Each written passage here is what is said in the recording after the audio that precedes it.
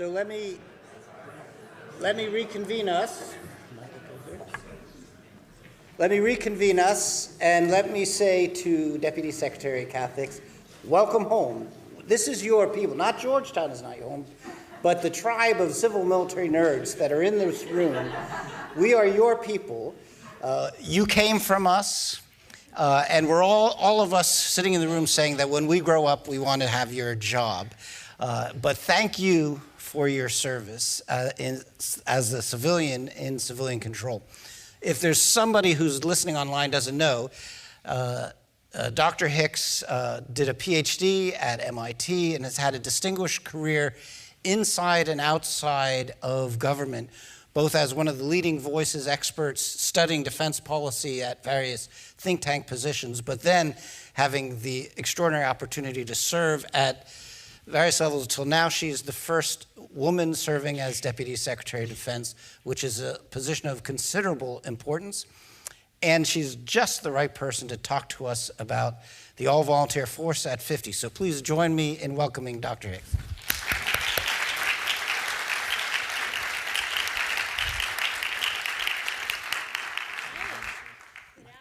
Tribe. Good afternoon, everyone. Thank you especially to Peter and to Heidi for inviting me and for your work in organizing this important conference. It's really my privilege to be able to join you to celebrate the 50th anniversary of our all-volunteer force and to discuss what its significance means for our nation and the world. After 50 years, the all-volunteer force remains the best model for the U.S. military. And that's why we celebrate. It has delivered for us operationally and societally. It was the right decision for the U.S. military and the nation at the time. And over the last 50 years, in times of conflict and in times of peace, it has continued to be the right decision. Our force, the finest in the world and made up entirely of volunteers, delivers across the battle space. It reinforces American ideals of personal liberty and freedom, and it offers Americans who have the desire and ability to serve training, career mobility, and financial benefits, in addition to community, connection, and a common purpose. But as so many of you in this audience have studied or observed, the success and endurance of our all-volunteer force was not a foregone conclusion. I think we can acknowledge that maintaining an all-volunteer force comes with its own set of challenges. Some of these challenges were clear at the outset, the foremost being, without the draft, can we ensure a broad cross-section of American society will serve in the military? Before ending the draft, the Nixon administration established the Gates Commission to develop a comprehensive plan for ending conscription and incenting volunteers. The commission assembled industry and nonprofit leaders, academics and university presidents, policymakers and former defense professionals, and even a Georgetown law student. Although the head of the commission was initially skeptical, in the final report, the commission unanimously agreed that we could indeed maintain our military strength through volunteers. At the time, in fact, there was little opposition in the Department of Defense or in Congress to this conclusion. 3 years later, Defense Secretary Melvin Laird dispatched a press release informing the service secretaries that, quote, the armed forces henceforth will depend exclusively on volunteer soldiers, sailors, airmen, and Marines, before succinctly declaring use of the draft has ended. Since that time, more than 11 million young adults have joined active duty service, and today, more than 1.5 million men and women serve in the uniform across the total force. And they have proved the highest quality military force in the world. And yet, even with that rich history and the amazing talent bench of our nation, we face today some of the greatest recruiting challenges we've known. There is no one factor driving this dynamic. We've experienced a global pandemic that shut down many schools, creating the least opportunity for recruiter contact in the AVF's history. The veteran population has gone from 18% of American adults in 1980 to less than 7% in 2022, further reducing Americans' familiarity with the military. This means fewer Americans have direct ties to a family member, friend, or neighbor who has served. And without those direct ties, it's harder to observe the military way of life up close. And we have the hottest job market and corresponding lowest unemployment rate in nearly 54 years. Moreover, the challenges we face in recruiting for the military also seem to be part of a broader drop in public interest among today's youth. In the past several years, professions like firefighting, nursing, teaching, and applications to prestigious government programs such as the Peace Corps and AmeriCorps have all experienced a decline. A recent Gallup poll even shows that there is a widespread dip in volunteerism that predates the pandemic. And this dip holds true for young adults, even as they report the most interest in community engagement in 50 years. Public service and volunteerism are not only life-changing activities, they can be life-saving. So what's going on? Why this disconnect? There are likely many causes that go beyond the scope of this gathering, but one of the most striking reasons that young adults say they don't volunteer is highly relevant. It's because no one asked them to. Today's younger generations have so many choices, so many career options they can pursue. Because a career in public service is a matter of a choice among many, it's important to communicate the benefits of public service, especially military service, to our youth. And the maddeningly ironic reality is that even as recruiting is hard today, the U.S. military's retention numbers are outstanding, with every service exceeding 100% of their goals in 2022. Think about that. The all-volunteer force is proving its value proposition to those who choose it. It creates long-term opportunities for military personnel while in uniform and thereafter, and in virtually every career field. The responsibility, leadership, and skills developed while in service to our nation reap lifelong benefits for individuals, their families, their communities, and society at large. It is in our national interest to ensure that younger generations consider public service as a career option, and it's also in their interest. In 1975, the University of Michigan began a continuing study of American youth, which asked high school seniors to weigh what life values are important to them. You can probably take a few guesses as to what they found most important back then: finding steady work, being successful in their line of work, being able to give their children better opportunities than they had themselves, finding purpose, and having strong friendships. These were all at the top of their list. Timeless values, values that align with a career in public service. Military service not only offers pay, education, and health benefits, and opportunity to travel and experience adventure that generations have prized across the decades. It also reflects values that have increased in importance to American youth since 1976. Those values include making a contribution to society, which has risen in importance by 17%, and being a leader in the community, which has risen in importance by 28%. Take, for instance, one of my colleagues, Frank, an Army major who recently graduated from Georgetown's McCourt School of Public Policy with a master's in policy management.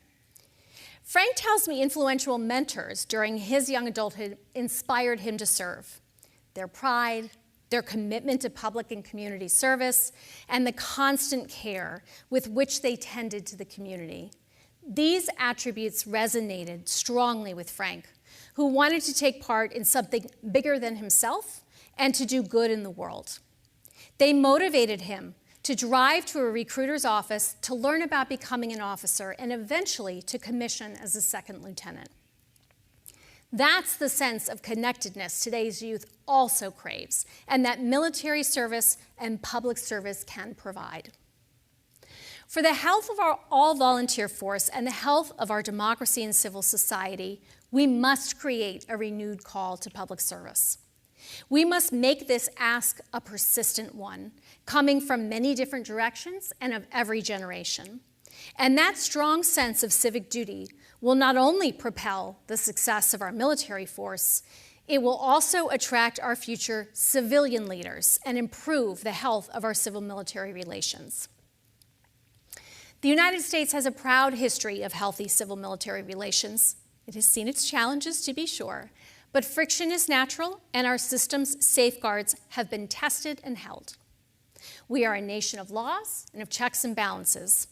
Congress, federal statutes, and our courts, the professionalism of our armed forces, the will of the people, these are all guardrails to ensure that we, as a nation, maintain civilian control of the armed forces. But of course, we cannot take this health for granted. That's why Secretary Austin has prioritized promoting healthy civil-military relations. I have spent a considerable amount of my career at DoD, and from my perspective, the professionalism of our internal department interactions across civilian and military lines are the best I have seen. But this isn't just about the department's internal dynamics. Every citizen has a role to play in ensuring healthy civil-military relations. Like democracy itself, we all bear a responsibility in upholding and tending to it. It's important, fundamental even, that we continue to develop mutual understanding and trust between civilians and those who serve. And here's another reason why this maintenance is so important. What we do matters beyond our borders, because our civil-military relations model demonstrates America's commitment to its founding principles and serves as a model for militaries around the world. Several days ago, we marked the one-year anniversary of Russia's latest invasion of Ukraine, which provides an opportunity to reflect on the stark contrast between how we and Russia treat our service members. Russia has resorted to conscription and is treating its people as cannon fodder. Our force, on the other hand, is professional, voluntary, well-equipped, and thoughtfully employed. That's also vital to good civil-military relations. We must continue to build bridges and pathways across the civil-military divide. It's important that we maintain a deep sense of trust and mutual respect, institutionally, but also at a human-to-human level, by getting to know service members as individuals and as members of our communities. It is important that we demystify our armed forces. Most service members don't want to be glorified or singled out for special treatment, but they do want to feel understood. And like Frank, they do want to live a life of service. And they need to be bolstered by good pay and benefits, education and career opportunities, world-class training, and world-class work environments. Now, I am hardly the first person to raise these issues. I'm not even the first senior DoD official to raise these issues. And I can assure you at the Defense Department, we are pulling every lever to ensure that we maintain the fiercest and finest force in the world. But we have to understand the challenge America faces is bigger than just the future of the all-volunteer force, as important as that is. It is a crisis of civics. So it's critical that we foster a widespread commitment to public service. Service is about family and community and collective responsibility. The truth is, we don't need every American to serve in uniform or work in national security. But we cannot afford a future of disconnection, a future without the firefighters, nurses, teachers, public servants, or service members we need to advance the common good. We should all consider how we're going to leave the world a better place than we found it. So that's my charge to you, and I need your help. We must amplify the importance of service and its relationship to the health of our democracy, and I am confident that this renewed call will be answered if it is heard.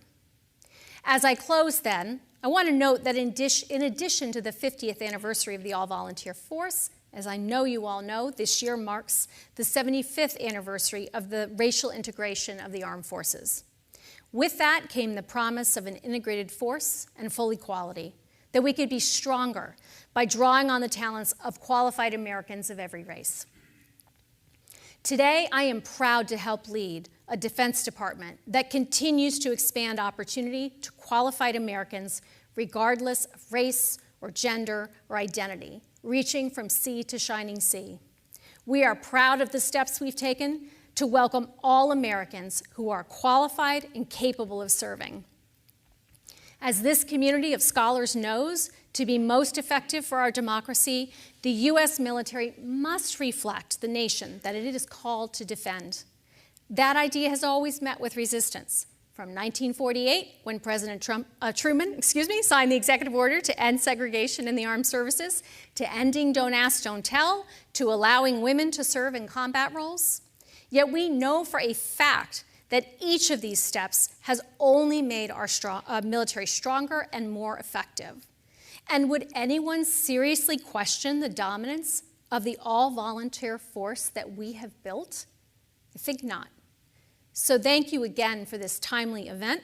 I look forward to continuing the conversation with Peter over the fireside chat.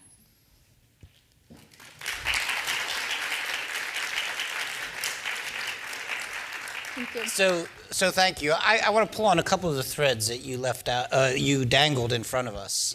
One is that when the shift from conscription to the all-volunteer force was being contemplated, the designers worried that the military would lose its connection to American society, and I don't think they anticipated that the military could get as small as it's gotten today, so that those connections, just by sheer demographics, are harder to maintain. So talk to us a little bit about whether you see that as a problem and what the DoD can do to maintain the military's connection to the rest of society, even if they're not going to be joining the military. Sure, I do think it's a challenge. There's no doubt about it, as you said, just demographically, and that plays out in all kinds of ways. So it does take much more effort to bring civilian and military closer together. That happens on both sides. On the military side, there's a lot of community engagement that happens. Installation to installation, certainly the efforts that we undertake to connect to society through major events. You can think sporting events, other things like that. More ability to bring civil society to our bases. We have programs, of course, that try to make sure we have exposure, the ability to reach into colleges and other places where youth are forming opinions of what their next steps are. So that's on the military side. I think on the civilian side, this is part of the question is what is the responsibility for civilians to get to know their military? And I think there's more opportunity, as I said there.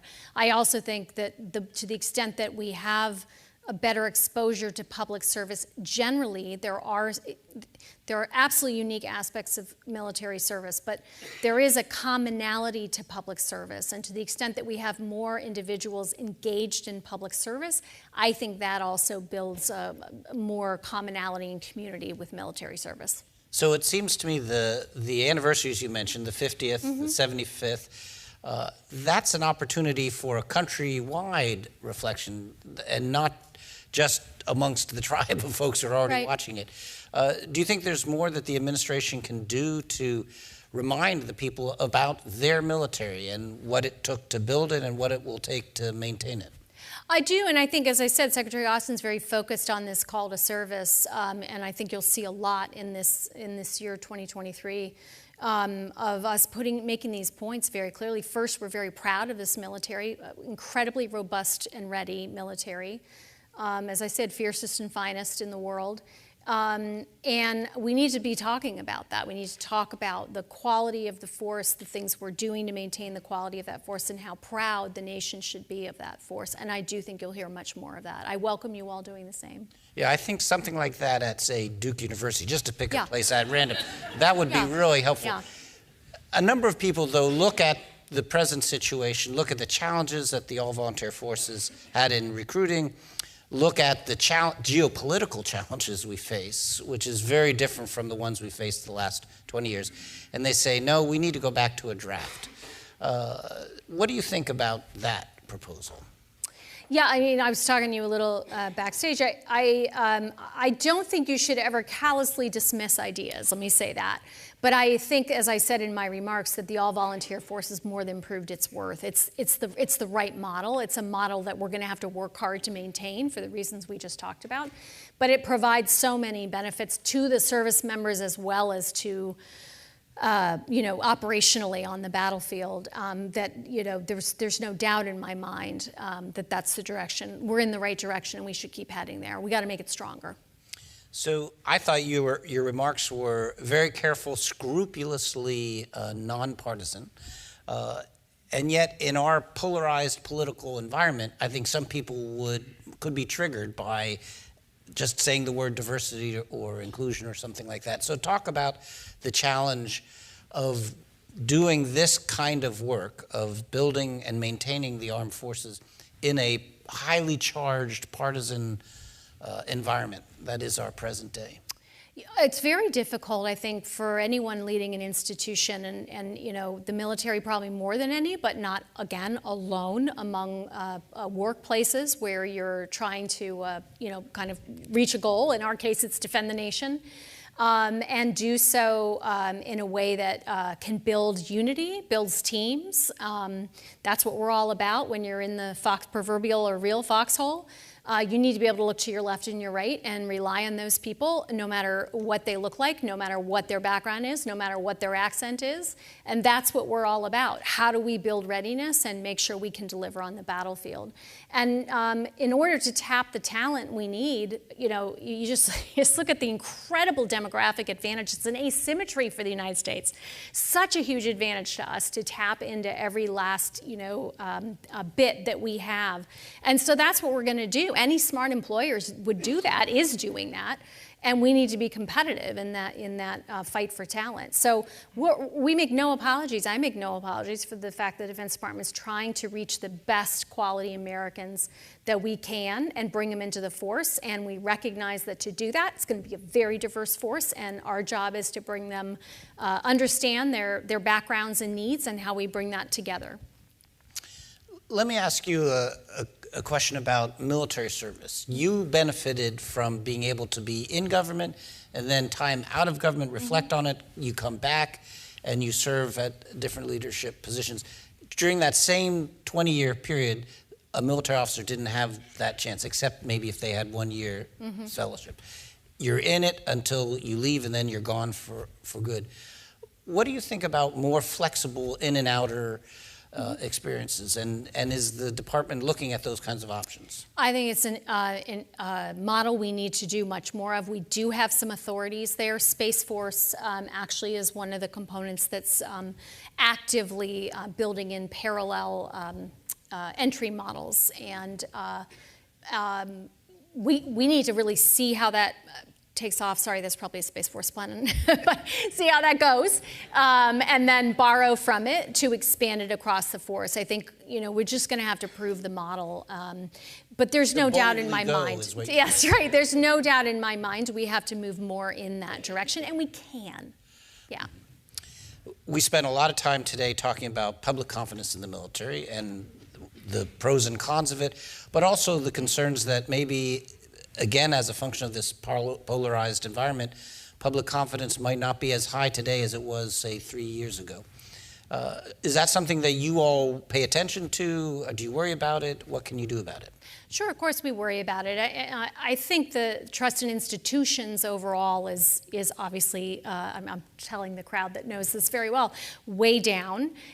We are in a relatively good position among institutions, but as part of that overall trend, trust in the military goes down as well. Look, I think it's good for it to not be put on a pedestal.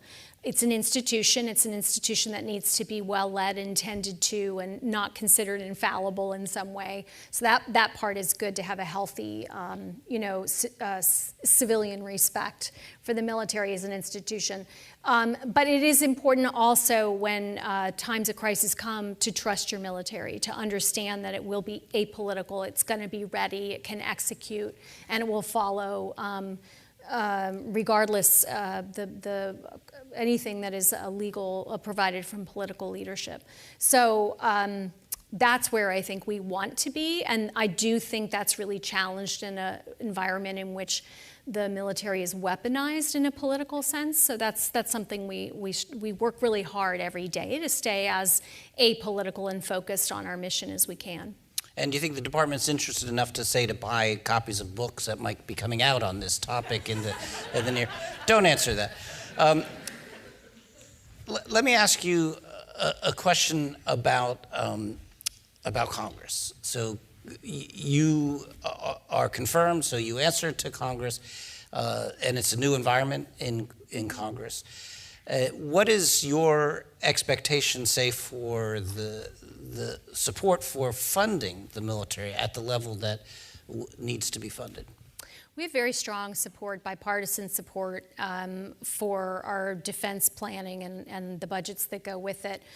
Really robust outreach and routine interaction with members of Congress. Secretary and I just met with what's called the Big Eight, the chairs and rankings of the 4 major committees that deal with defense on the Hill just this morning.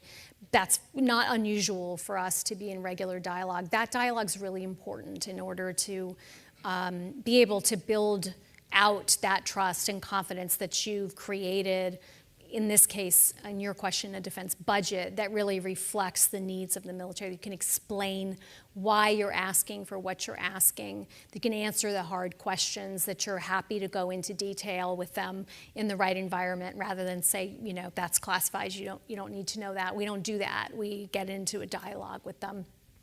That's part of civilian control too, and really respecting the role, the fundamental constitutional role, Article 1 role of Congress is really important to how we approach civil-military relations, and it's important to how we are able to actually execute, of course, particularly given Congress's central role in funding. So I'm going to ask some questions about civilian control in a moment, but first I want to, one more societal level context. At the time that the all-volunteer force was being created, actually because it was created, the reason had to do with the disappointment in the way the war in Vietnam went, and the sense that we needed to go in a different direction. The end of Afghanistan has been compared to the end of the war in Vietnam in different ways, and the challenge that might face internally in the building, rebuilding, re-centering on military professionals, et cetera. Talk to us a little bit about how you are thinking about that part of the job, reorienting the military to the current threats and processing the lessons learned from the last war. So China is our pacing challenge. We're very, very clear that we think the PRC is developing out the kind of a suite of military capabilities and intent that really threaten U.S. interests, and that's the focal point. It's been the focal point for our strategy, both officially codified, if you will, in our national defense strategy from 2022, but operatingly so from the time we came in this administration and polling from the prior administration.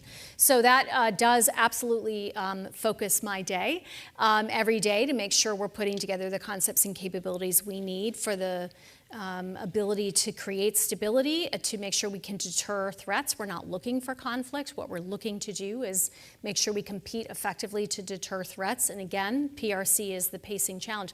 That is very different than the decade or so that I was also present for much of during the global war on terror and including the wars in Iraq and Afghanistan. So really shifting the force to where we think we need to be ready in order to create stability, that's our focus.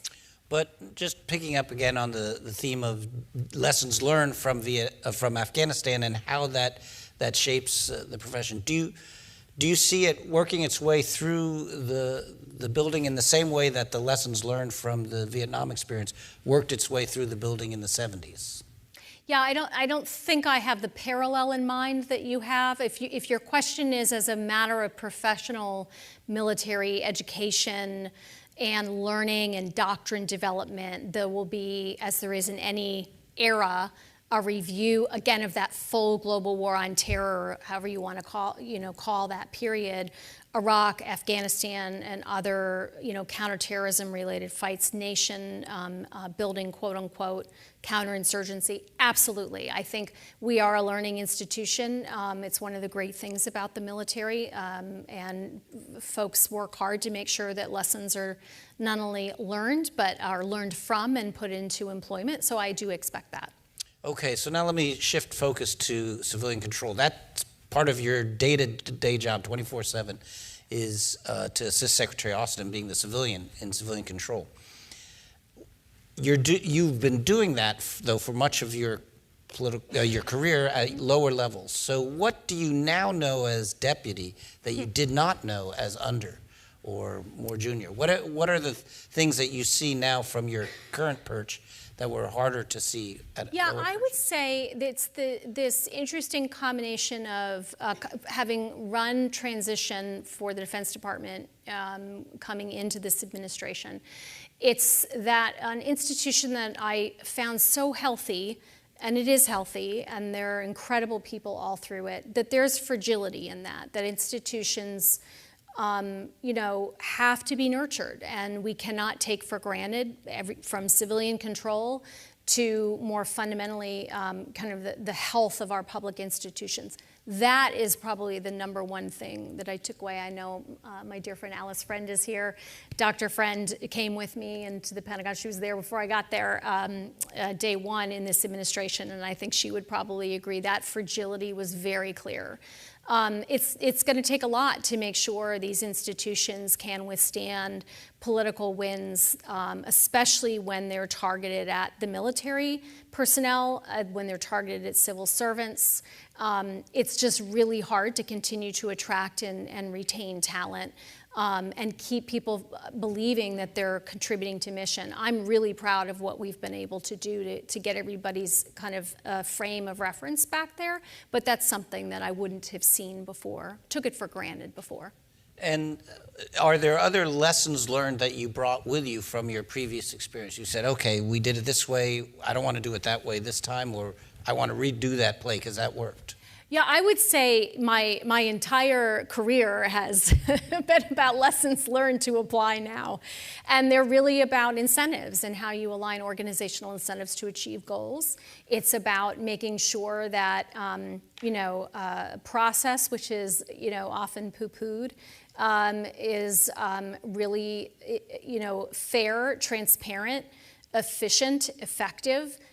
Folks understand how their voices are heard. Obviously, this plays out in civil-military relations. Everyone can think of their favorite examples. Were the voices heard? Did they have an ability to air? This is in the principles, I know, from the letter that was signed. All of that becomes really important, and that is what I have learned over the years. I really have seen it all in terms of how folks, either invest in the institution to build it up and make sure it's stronger, and where they're just trying to get something done fast. And inevitably, those roots of change never take. And I would like change to take, so I'm attending to the roots.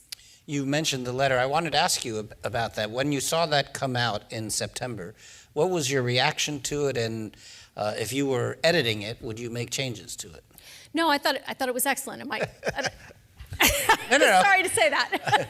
No, that's good. I feel like I should critique it. Yes. No, I thought it was excellent. I think what strikes me more than anything, very much on this same theme, is that it's so self-evident. If you took yourself out of the context and said, why would a group of senior leaders on a bipartisan basis think they had to sit down and recapitulate the Constitution and things we take for granted, the old standards. I think it was a great reminder, again, that there is this apolitical history and set of constitutional tenets that form the basis of why we do what we do, and they are worth protecting and defending, and that is what we should focus on. It's a good reminder.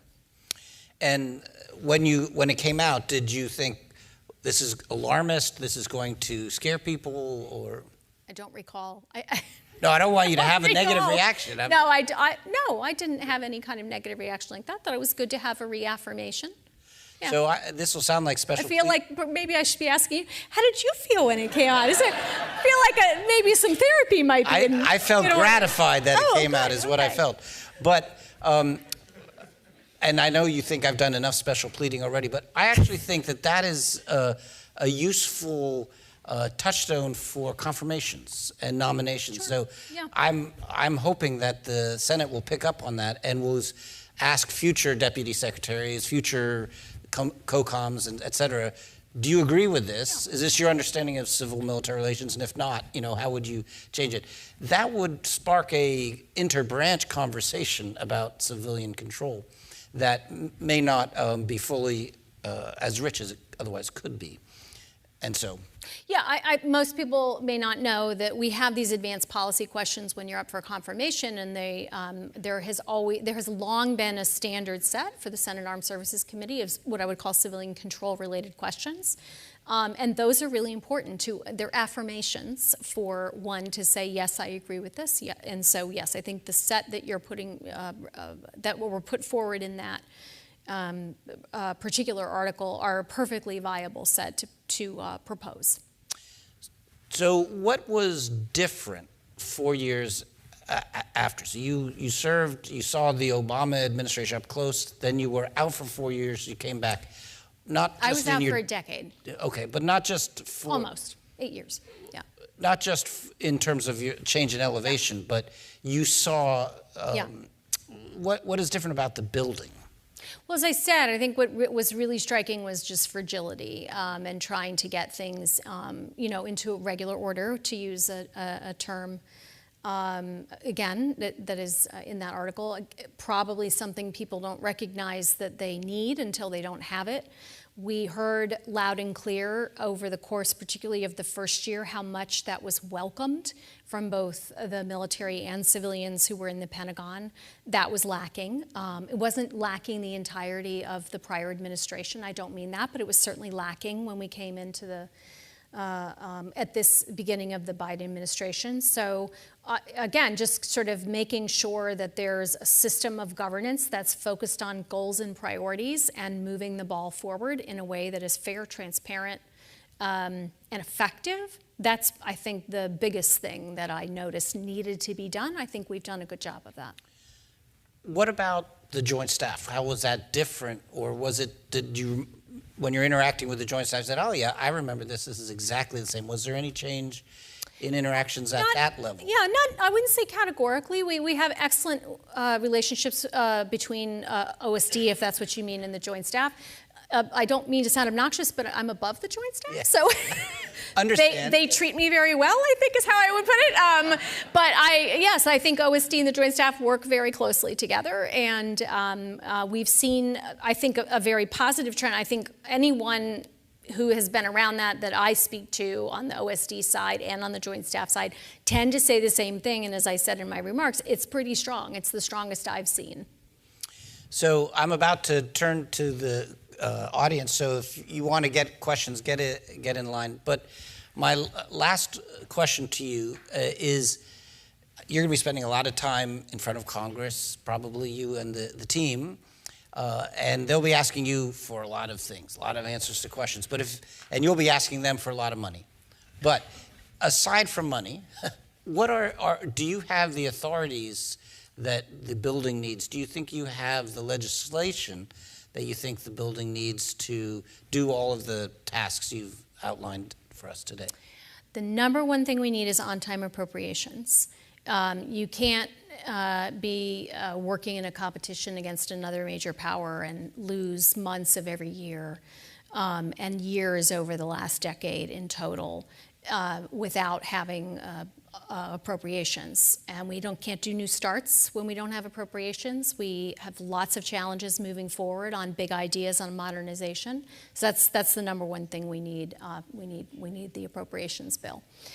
The other kinds of authorities, yes, every year we put forward authorities that would help us, but I wouldn't say any of those, we aren't sort of crippled in any way with on-time appropriations and in strong partnership with Congress, and they have given us a lot of authorities. Honestly, oftentimes it's on our side to make sure we're using the full authorities that we have.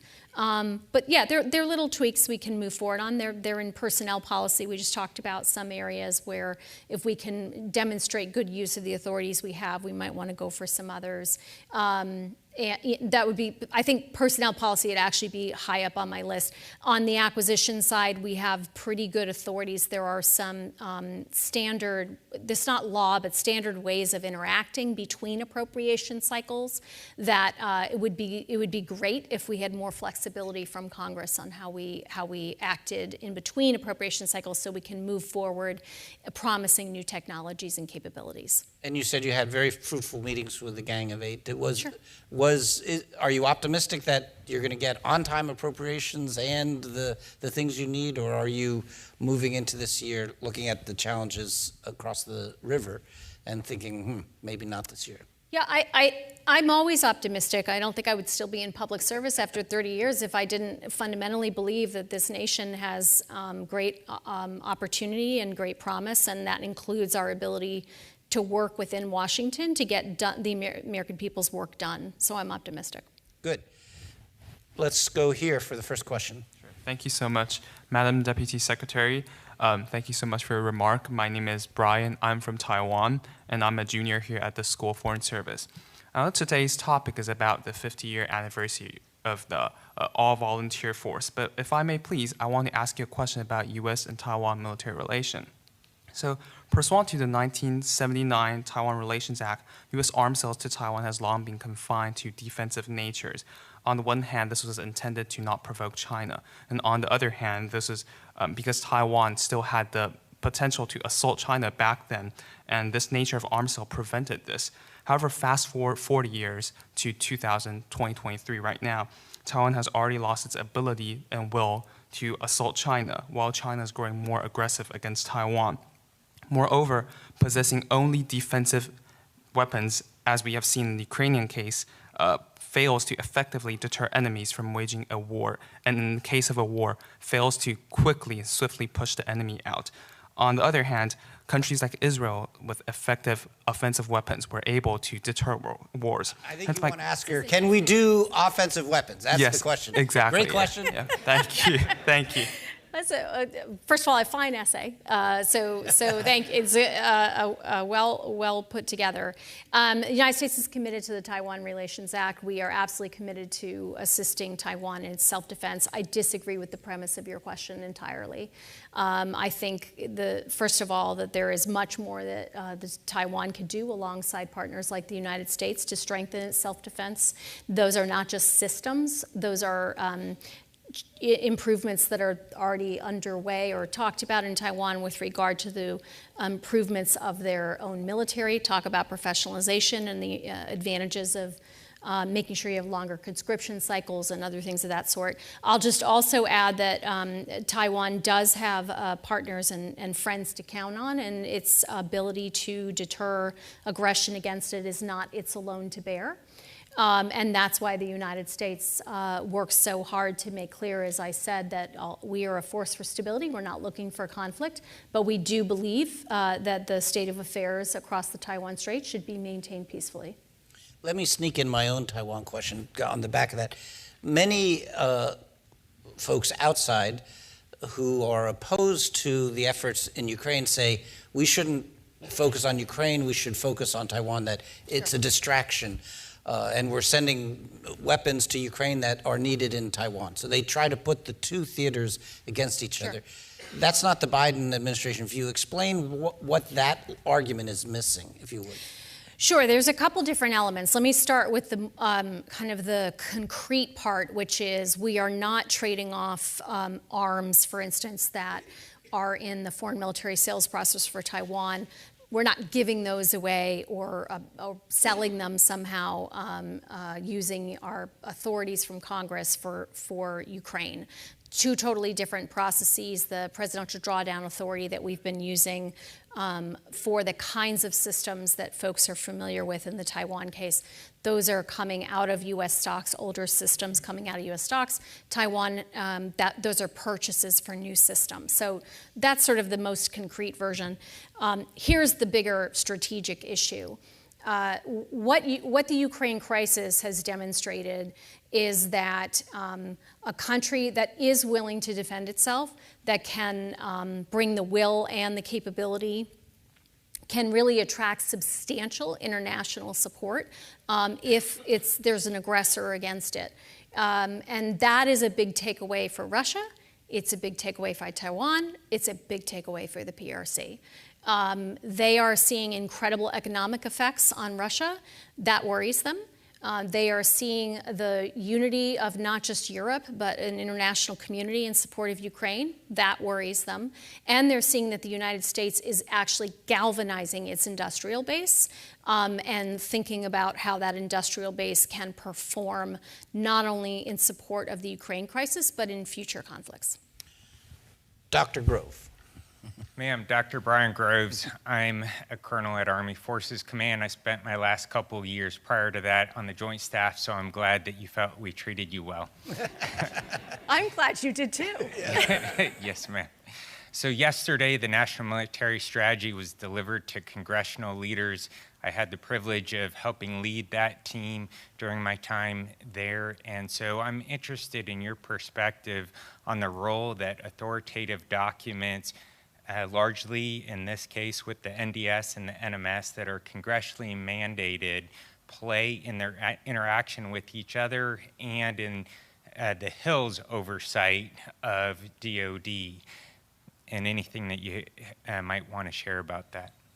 Sure. So I think the rich history in and even the incentives that drive strong alignment and codification, through multi-layered, whether it's strategy documents, planning documents, et cetera, that's really healthy inside the military institution. It helps to make sure that commander's intent and guidance is pushed down all the way through the system and is a continual opportunity to reinforce the tie of the goals to the actions that are happening at lower levels. I'll just add a secondary piece to that, which is when you're at the lower levels, it's always good to understand how you fit into the system, because as I said, part of what is such a great proposition in the military or for civilians in public service is how am I contributing to mission today?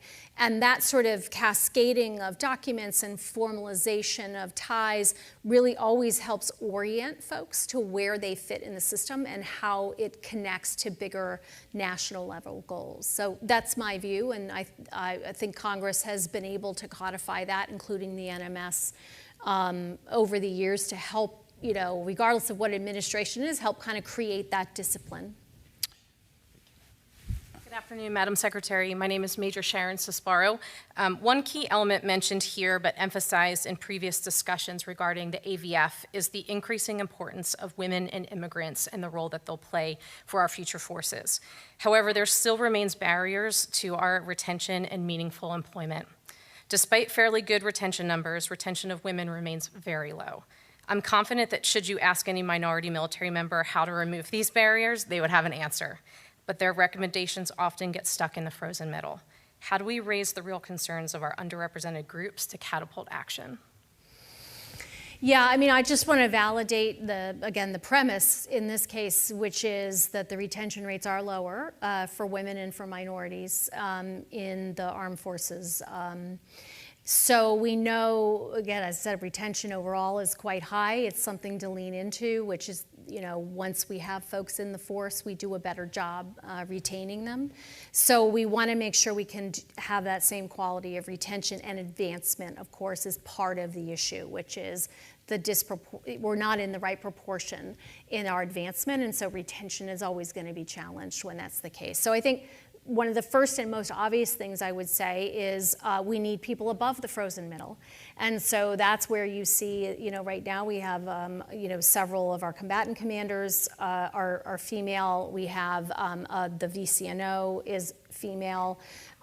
Those sort of senior, they're not just role models, they're decision makers. They're not just in the room or at the table, they're at the head of the table.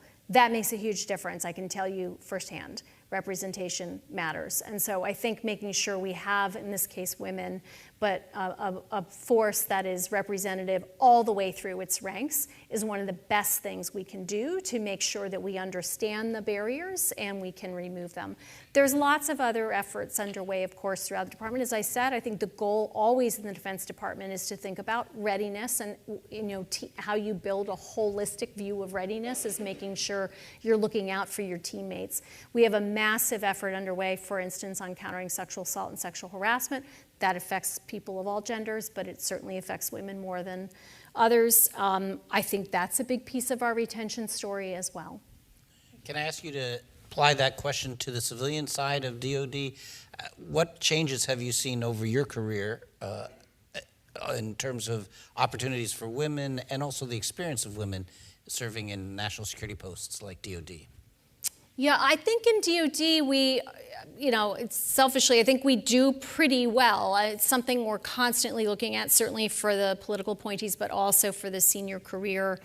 I was a career SES, before I became a political appointee. So I'm particularly attuned to that, and I don't have the numbers at my fingertips, but they're relatively good. I think across the national security community, it continues to be a challenge.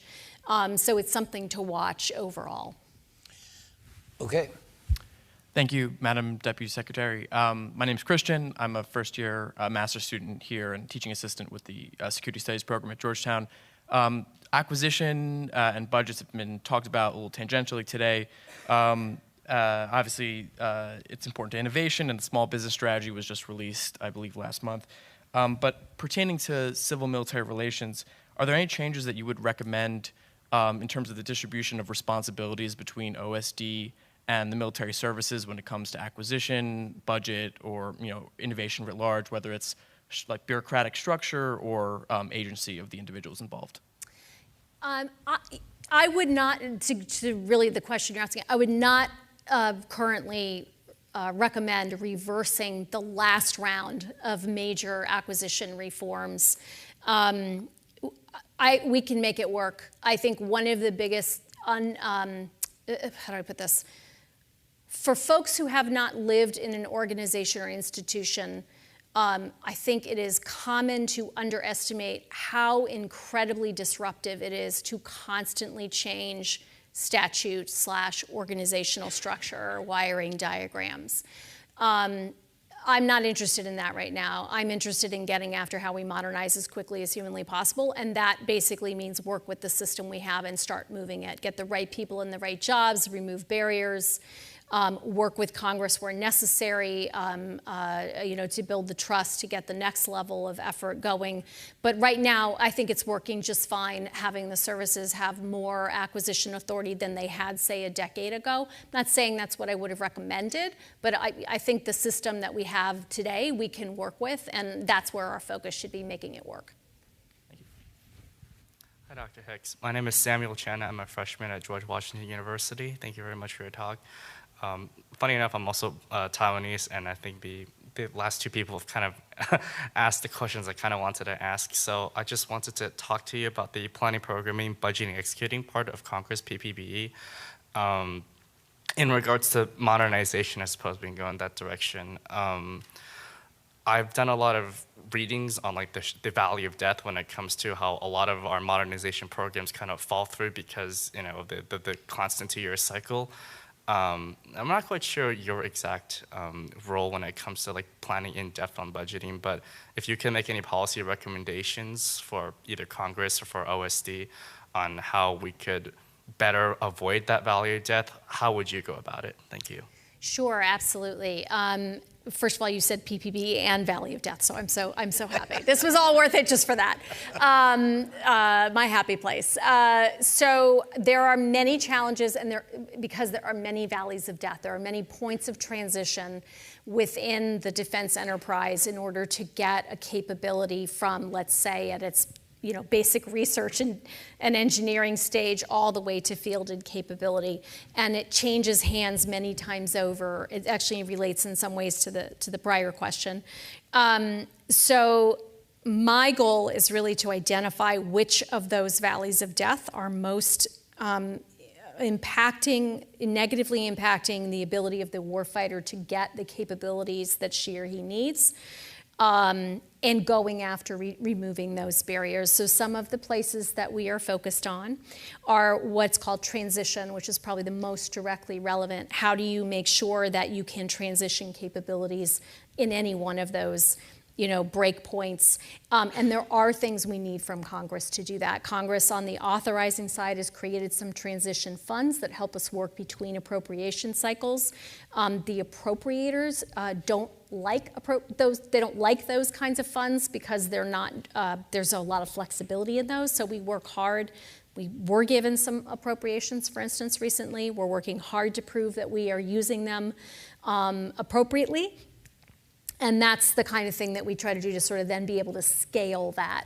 So that's transition. We're looking at security processes. So that can be security clearances for contractors, making sure that the security of facilities is easier so that building out a system isn't left only to those major prime contractors who can absorb the transaction costs, but that, say, a small business could still be competitive if we can help them get a secure facility. That's another example.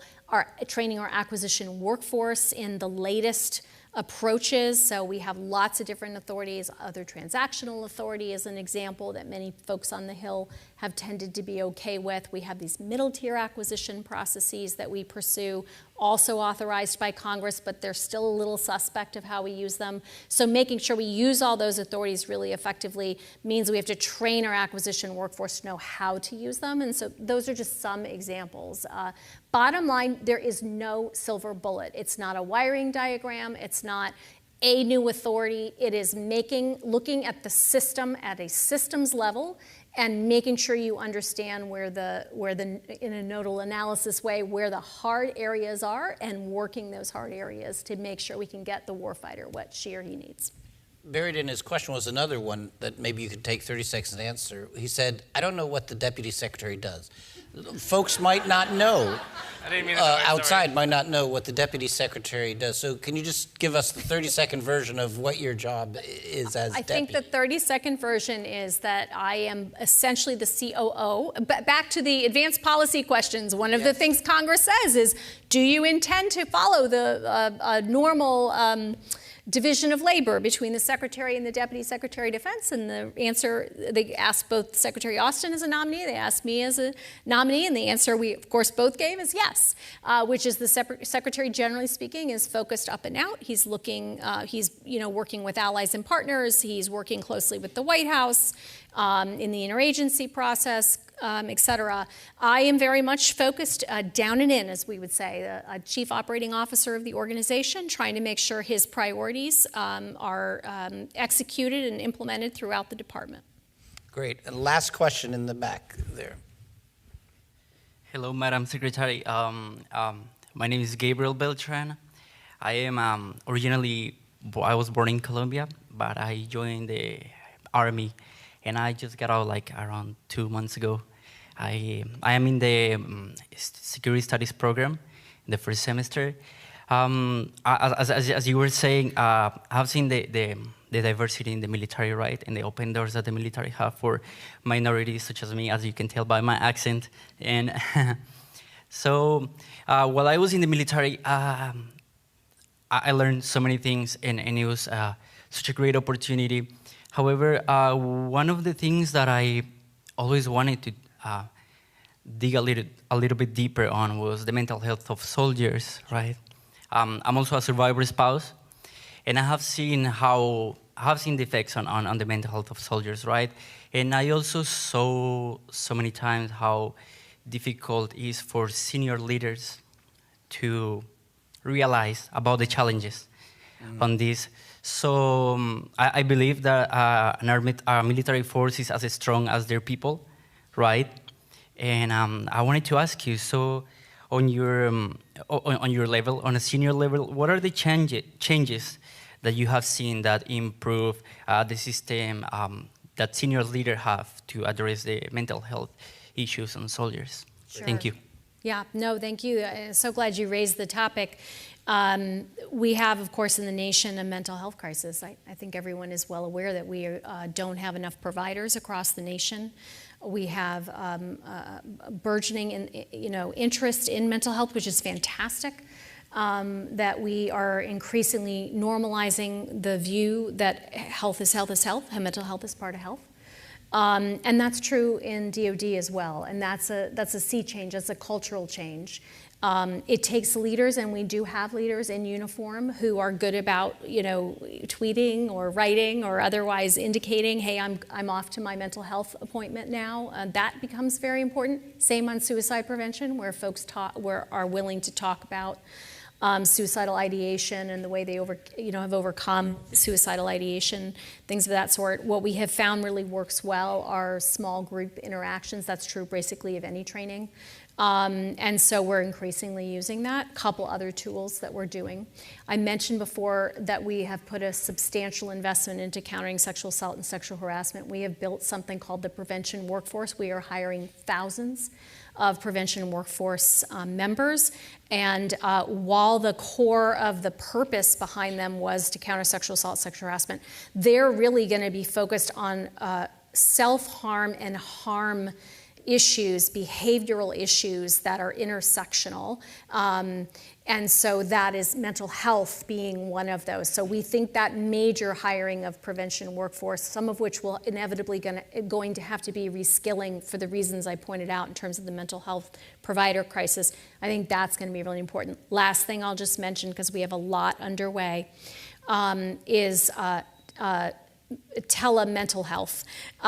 We have greatly expanded the provision of telehealth for behavioral specialists and mental health appointments. That's particularly important for those who are in remote locations. Alaska would be a good example of that. And we have increased over the last year something like 60,000 plus appointment availability, and we're continuing to expand that through the Defense Health Agency. So thank you for what you do down and in.